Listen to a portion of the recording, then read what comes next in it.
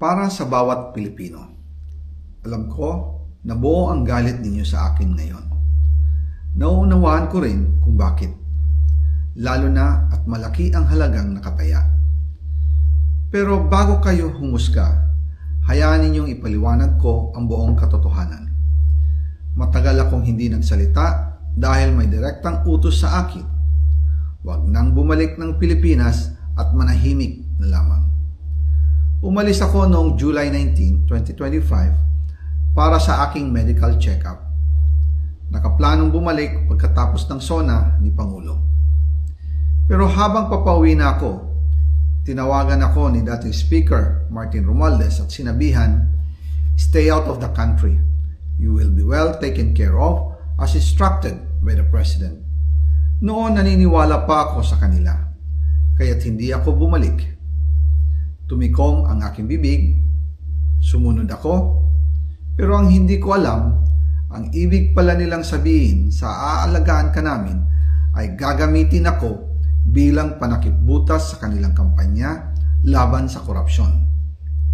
Ginawa nila akong poster boy ng kanilang sariling kasinungalingan. Ngayon, hindi na ako mananahimik, ilalabas ko ang lahat ng katotohanan. May resibo, may ebidensya, at may pangalan. Nagsimula ito nung tumawag si Sekmina Pangandaman sa akin nung nagumpisa ang BICAM process last year, 2024.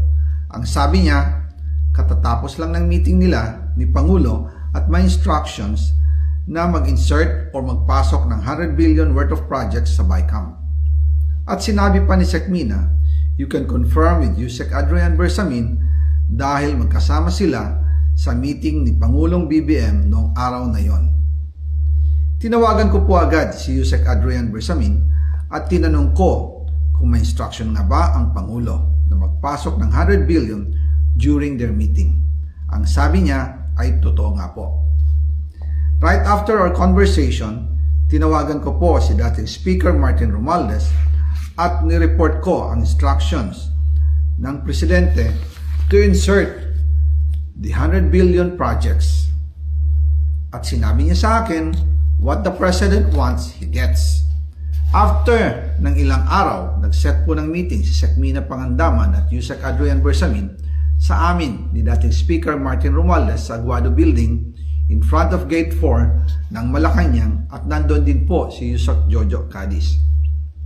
During the meeting, binigay po ni Yusek Adrian Bersamin ang listahan na worth 100 billion. Tinanong ko po si Yusek Adrian kung saan galing ang listahan. Ang sagot niya,